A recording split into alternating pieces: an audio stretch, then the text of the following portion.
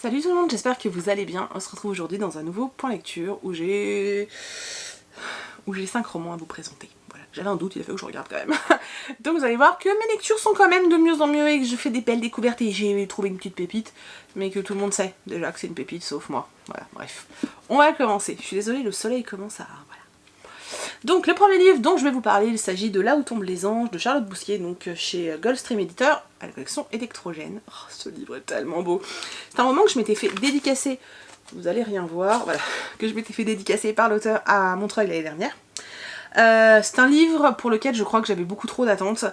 Il y a eu tellement de coups de cœur sur ce livre, tellement de choses dites de magnifiques que je m'attendais à quelque chose de complètement hallucinant. Et du coup je pense que ma petite déception vient de là.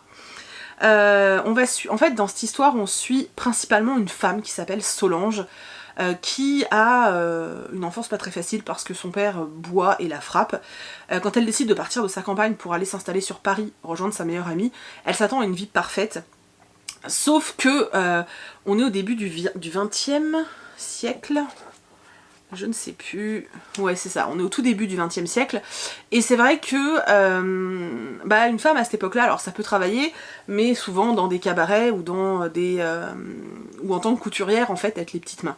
Donc elle va commencer comme ça, et qu'on la suit, qui mène sa petite vie à Paris, qui a retrouvé son ami, qui rencontre d'autres personnes, et qui va faire la connaissance d'un homme dont elle va être follement amoureuse. Sauf que... elle va...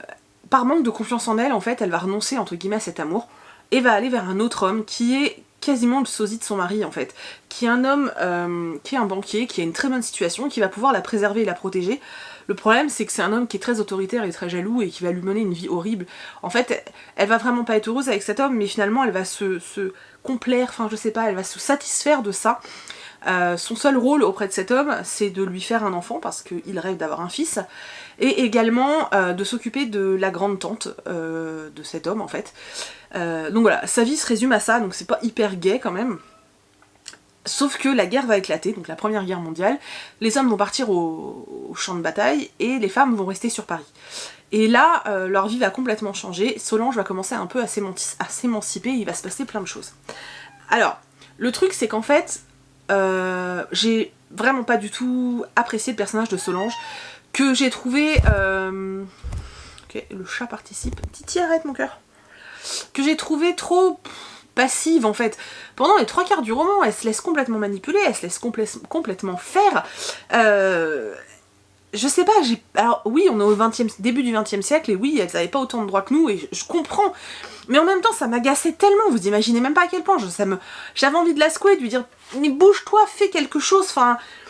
Ça m'énervait en fait, vraiment ça m'énervait, et quand enfin elle se sort les doigts du derche, et ben c'est trop tard pour moi en fait, parce qu'elle m'a déjà tellement agacée pendant tout le roman que c'est trop tard. Voilà, mis à part ça, l'histoire était plutôt sympa, même si concrètement c'est un rythme assez lent, et c'est pas non plus fifou, hein. Si vous avez sommeil, lisez pas ça, parce que vous risquez de vous endormir. Maintenant, il y a un truc qui est assez ouf dans cette histoire, c'est la plume en fait, parce que Charlotte Bousquier, elle a une plume hallucinante, enfin à chaque fois que je lis un de ses romans, que ce soit dans n'importe quel genre, parce qu'elle écrit vraiment de tout, à chaque fois je me fais cette réflexion de « Oh mon Dieu, mais qu'est-ce que cette femme écrit bien !» Elle a une plume qui vous emporte, qui vous bouleverse, elle a ce pouvoir de donner une force aux mots comme moi j'ai rarement vu en fait. Et j'adore, voilà, j'adore ce côté-là. Ce qui fait que j'ai réussi à finir ce roman, j'ai fini par quand même l'apprécier. Alors c'est vraiment juste, voilà, je l'ai apprécié, je lui ai mis une note moyenne, je l'ai apprécié. Parce que la plume est divine, parce que la fin rehausse, et si vous voulez, l'attitude qu'a Solange vers la troisième tiers plutôt du roman, c'est là en fait je me suis dit mais oui ma fille, c'est ça que je voulais voir, et en fait je m'attendais à tellement plus de ça dans le roman que ça m'a un peu, j'ai eu l'impression de passer longtemps à attendre que ça arrive. Et je pense que c'est ça qui m'a gênée, voilà. Mais ça reste un super beau roman sur la Première Guerre mondiale, sur la situation des femmes au début du XXe siècle. Et ça c'était plutôt cool, franchement c'était plutôt cool. Donc voilà, vous pouvez quand même y aller, et ne serait-ce que pour découvrir la plume de cet auteur. Allez-y. J'ai ensuite lu La Cité de l'Oubli de Sharon Cameron aux éditions Nathan.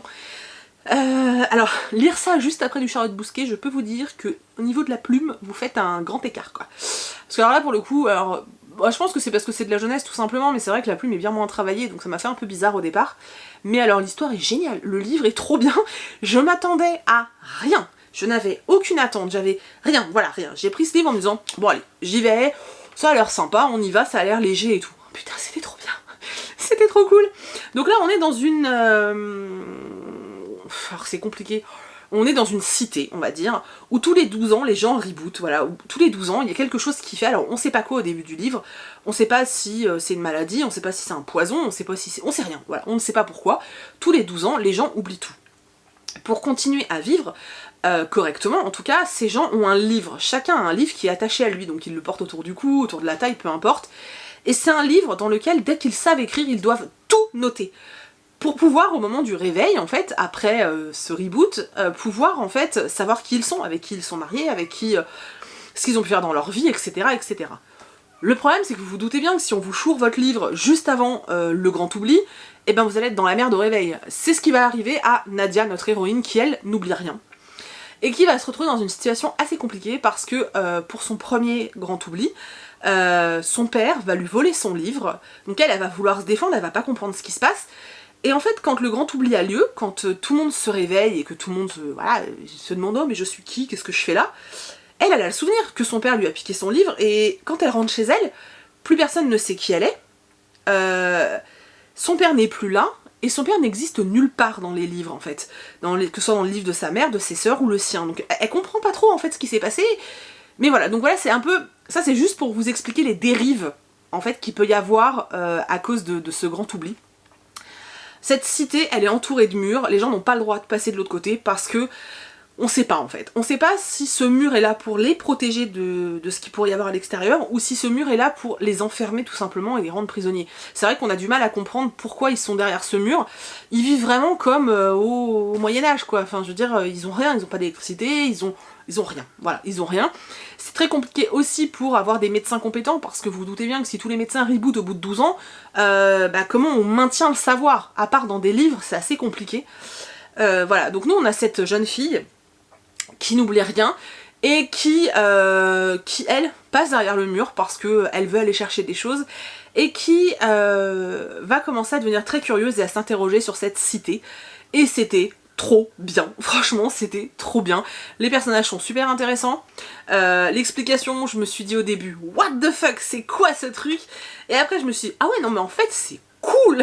Tous les gens qui ont kiffé Lost, ça vous allez kiffer parce que franchement, moi j'ai trouvé des similitudes de dingue, voilà. J'ai vraiment beaucoup aimé, c'était vraiment cool, l'idée est super originale. C'est une dystopie en un tome, c'est un tome, c'est-à-dire que vous avez le début, la fin, c'est bon, c'est fini, c'est plié quoi. Et ça fait du bien, moi je me suis éclatée, en plus le livre est juste divin. À chaque en-tête de chapitre, vous avez ces petites feuilles aussi. Voilà, donc c'est vraiment, voilà, c'est un bel ouvrage, et en plus, c'est vachement cool. Je vais ensuite vous parler de Passenger de Alexandra Bracken, chez Milan Éditions. Ce livre est tellement beau. Voilà. Ça fait quelques temps que je l'ai dans ma palle, à chaque fois je repoussais, et là je me suis dit, vas-y. Et ben j'ai bien fait. Voilà, parce que pareil, c'est une très bonne lecture. J'ai juste un problème avec la romance dans ce roman. Je ne vois pas l'intérêt de nous foutre une romance impossible dans ce livre, ça ne sert à rien. Pour moi, ça ne sert pas l'histoire. Ils auraient pu juste être potes, ça aurait largement suffi, enfin bref. Pour moi, c'était franchement pas indispensable. Au début du roman, on suit une jeune fille qui s'appelle Etta, qui est violoniste, et qui va devoir faire un espèce de concert, en fait très important pour elle, mais qui est quelqu'un de très anxieux, et qui a toujours eu un trac... Mais Tia! Je suis désolée si ça bouge, j'ai le chat qui se frotte au trépied. Donc, qui a toujours eu un trac monstrueux et... Putain, la lumière devient dégueulasse. Qui a toujours eu un trac monstrueux et du coup, ça a toujours été compliqué pour elle de faire des représentations publiques. En plus, c'est vraiment quelqu'un qui a du talent et qui est soutenu là-dedans. Elle vit à New York avec sa mère, seulement avec sa mère. Elle sait que sa mère lui cache des choses, mais concrètement, elle sait pas trop quoi. Je suis désolée, c'est dégueulasse cette lumière, j'en peux plus. Il y a 2 minutes, il n'y avait pas ce truc, mais... Bon, on va faire ça comme ça. Donc voilà, elle sait quand même que sa mère lui cache des choses, mais pour le coup, elle sait pas vraiment ce que lui cache sa mère.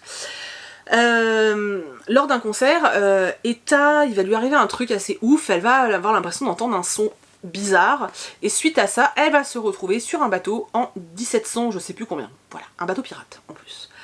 Elle va découvrir qu'elle est une voyageuse, donc une passenger, voilà, et de là va en découler toute l'histoire du roman. Donc dans ce roman, en fait, on suit des personnes qui sont des voyageurs, parce qu'ils sont tous d'une grande lignée de personnes, et en fait ils ont ce pouvoir, cette faculté de voyager à travers des espèces de portes, d'un univers, enfin d'une époque à une autre. Il y a des règles, ils doivent pas se croiser, ils doivent pas aller 2 fois au même endroit, enfin des choses comme ça. Elle va faire connaissance d'un jeune homme qui travaille à la solde d'un homme très important qui en fait dirige tous les voyageurs et qui impose des règles assez ouf. Cet homme va imposer à Etta en fait de retrouver quelque chose de particulier en la menaçant en fait, en lui disant qu'en gros si elle ne le fait pas, il va tuer sa mère. Voilà, je vous laisse avec ça, vous vous dépatouillez avec ça. L'histoire est vraiment super, le rythme est plutôt bon, même si je trouve que le livre parfois est un peu lent et un peu long. J'ai trouvé quand même que il y a eu quelques passages un peu longs et je pense que c'est lié à la romance. Pour moi, c'est cette romance qui n'allait pas dans ce roman. J'en voyais pas l'intérêt, quoi. Alors oui, sur la fin, on se dit, ah ok, voilà pourquoi l'auteur a mis la romance en place. Mais elle était pas indispensable, je pense que ça aurait marché aussi s'ils étaient juste potes, enfin, voilà. Surtout que la romance est impossible parce que Etta vient de notre époque et le jeune homme, il vient de 1700, quoi. Enfin, je veux dire, au bout d'un moment, stop, quoi, voilà. Mais en tout cas, voilà, si vous l'avez dans votre palle et qui traîne, n'hésitez pas à le sortir parce que... j'ai pas lu beaucoup de livres moi qui parlaient du voyage dans le temps, mais celui-là je le trouve plutôt bien fait. J'aime beaucoup l'idée en fait de ces gens qui ont cette capacité de voyager comme ça grâce à des espèces de portes et tout, c'était vraiment plutôt pas mal, donc voilà, allez-y, foncez. Je vais ensuite vous parler d'Ombre et de Silence de Corinne Gable, donc ce sont des nouvelles. Je les ai lues de façon étalée, enfin en fait j'en ai eu quelques-unes au départ et puis un jour je me suis mis dedans et j'ai tout bouffé, donc voilà. Ça va être très compliqué de vous parler de ce recueil parce que je peux pas vous parler de toutes les nouvelles. Il y en a une qui m'a bouleversée, c'est la première qui s'appelle, j'ai déjà oublié, Alena. Elle est magnifique, si vous pouvez la trouver quelque part, franchement elle est magnifique. Apparemment elle était dans un des livres aussi de 13 à table, donc je sais pas trop lequel, quelle année, mais apparemment voilà. Voilà, moi j'ai beaucoup aimé certaines nouvelles, il y en a 2 que j'ai complètement laissé tomber parce que j'ai pas du tout aimé. Mais dans l'ensemble c'était plutôt chouette, franchement dans l'ensemble j'ai passé plutôt un bon moment, c'est vraiment moi la première qui m'a... Voilà. En plus je sais pas si... En plus je sais pas si c'était hyper judicieux de mettre, pour moi en tout cas, la plus percutante et la meilleure au début. Voilà. Bon ça m'a donné envie de continuer, mais du coup les autres m'ont semblé un peu fades à côté. En tout cas c'est un recueil qui est plutôt sympa, moi qui lis très peu de nouvelles, j'ai vachement apprécié découvrir ce format là. Si vous avez envie de découvrir en fait la plume et l'univers de l'auteur, c'est plutôt chouette, parce qu'effectivement on retrouve des choses qu'elle a tendance à faire, donc voilà, parce que Corinne Gable elle est pas forcément tendre hein, dans ses livres, donc voilà, ça peut être un bon... je suis désolée, ça peut être un bon moyen de la découvrir, et moi je vous le recommande, vraiment en fait, si vous trouvez ça en bibliothèque ou un truc comme ça. Voilà, déjà, intéressez-vous à la première qui est juste incroyable. Bon, faut rester accroché parce que voilà, mais j'ai adoré la première, voilà. Il y en a certaines que j'ai laissé tomber parce qu'elles me saoulaient, mais dans l'ensemble c'était plutôt chouette. Voilà, j'ai passé un bon moment. Voilà. Oui, je tourne et je vire et je tourne, j'essaye de trouver des trucs où j'ai pas le soleil dans la gueule. Donc on va se dépêcher. Le dernier livre dont je vais vous parler, il s'agit de Meg Corbin, le tome 1, Lettres écarlates, de Anne Bishop. Pourquoi j'en ai pas lu ça avant? Mon dieu, cet univers est dingue. J'ai surkiffé, c'était... Je crois que c'est une des meilleures bitlites que j'ai lues. Voilà, c'est de la grosse bombe. L'univers est hallucinant. J'adore. Voilà, j'adore. Donc, on vit dans un monde assez particulier, qui est coupé en deux. En fait, il y a les humains d'un côté et les autres, qui sont des métamorphes, des vampires, des élémentaires, enfin plein de bestioles comme ça. J'essaie de cacher le soleil. Il y a eu une scission pendant un moment où chacun a essayé de se partager le territoire. Finalement, les humains ont leur coin, les autres ont leur coin, ce qu'on appelle l'enclos. Alors ça fait vraiment animaux, mais bon, ça s'appelle l'enclos. Il y a des règles particulières et tout le monde ne peut pas entrer dans l'enclos parce que c'est là où vivent les autres en fait, et ils ont leurs propres règles. Alors certains humains peuvent entrer pour travailler, pour acheter des choses dans le commerce, des choses comme ça, mais ça reste quand même un truc assez particulier. Nous on va suivre au départ en fait une jeune fille qui s'appelle Meg Corbin qui est en train de fuir, voilà, on la voit, elle est en train de courir, elle essaie de s'échapper, elle atterrit dans l'enclos en se disant qu'elle va être protégée parce que les lois humaines n'ont pas lieu en fait dans cet enclos. Et elle va être prise en charge par Simon, qui est un loup-garou, et qui est le chef, entre guillemets, de cet enclos. Et en fait, ils vont faire d'elle leur agent de liaison, parce qu'il y a des livraisons qui se font de l'extérieur, donc qui viennent du côté des humains. Et les humains, ils ont un peu peur quand même des bestioles, là. Donc, ils ont besoin d'un être humain pour faire ça. Meg Corbin, elle est quand même très spéciale, parce que elle est complètement naïve, on a l'impression qu'elle connaît pas le monde. Je sais pas si vous vous souvenez, ou si vous avez vu cette série qui s'appelait Kyle XY, ou Kyle je sais pas quoi, là, il avait pas de nombril, le gamin. Bah c'est un peu ça, c'est-à-dire qu'on a l'impression qu'elle a vécu dans un bocal et qu'elle connaît pas le monde. Elle découvre tout et c'est super intéressant, et quand on sait pourquoi au début on se dit putain mais t'es une adulte, pourquoi t'es si naïve, pourquoi voilà. Mais finalement elle est en train de se forger un caractère parce qu'on apprend que Meg Corbin elle est un être particulier et que voilà, grâce à des coupures qu'elle peut se faire sur son corps, en fait elle est prophétesse de sang et elle peut prédire des prophéties en fait tout simplement. Et elle est pourchassée pour ça parce que justement elle vivait dans quelque chose, quelque part, et on se servait d'elle. Voilà, je vais pas en dire plus. Ce qui est super intéressant c'est la mythologie créée, parce que déjà cet enclos, dedans vous avez des loups-garous, vous avez des gens qui se transforment en faucons, en ours, en coyotes, vous avez des poneys qui ont des pouvoirs de fou, parce qu'il y en a un il s'appelle Tonnerre, il peut déclencher le tonnerre. Vous avez des élémentaires qui correspondent aux 4 saisons, qui correspondent aussi aux éléments. C'est juste hyper bien fait, j'ai trouvé ça trop cool. Vous avez des vampires, mais des vrais vampires, genre le vampire qui se transforme en fumée, tu vois. C'était trop bien, j'ai surkiffé. C'est une bricasse qui fait 650 pages, que j'ai bouffé. J'ai commandé le tome 2, et je peux vous assurer que si j'avais eu le tome 2 sous la main, j'aurais enchaîné, parce que j'étais tellement bien dans cet univers, j'avais tellement pas envie de le quitter. C'était trop cool. C'était génial. Vous voulez de la bitlit où il n'y a pas de scène de cul, ça, voilà, l'univers est génial, mais c'est franchement, j'ai adoré, je vous dis, je crois qu'actuellement c'est ma saga Bitlit préférée, voilà. Je vais me bouffer tous les tomes, même s'ils sont gros, j'aime tellement, c'était trop cool. Voilà, il était dans ma pile à lire d'octobre, j'avais pas eu le temps de le lire, finalement je l'ai lu en novembre, je m'étais promis de le lire, j'ai vraiment eu raison de le faire. Merci à tous ceux qui m'ont poussé à le faire, parce que voilà, comme quoi parfois, il faut aussi savoir vous écouter, et vraiment merci du fond du cœur de m'avoir fait découvrir cette pépite, parce que, mon dieu, j'adore. Voilà. Donc voilà, je vais arrêter cette vidéo parce que je profitais de la lumière, mais là ça devient ridicule en fait. Voilà. Donc j'espère que ce point lecture vous a plu, n'hésitez pas à me dire s'il y a certains livres que vous avez déjà lus, s'il y en a qui vous tentent, si vous avez envie de découvrir de la bonne Bitlit, foncez sur Meg Corbin. Voilà. C'est tout ce que je peux vous dire. S'il y a des livres à retenir dans ce point lecture, je pense que pour moi, c'est Meg Corbin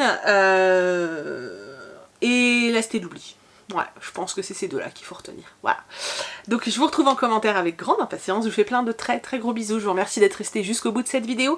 Et je vous dis à bientôt dans une prochaine vidéo. Salut! Je suis éblouie.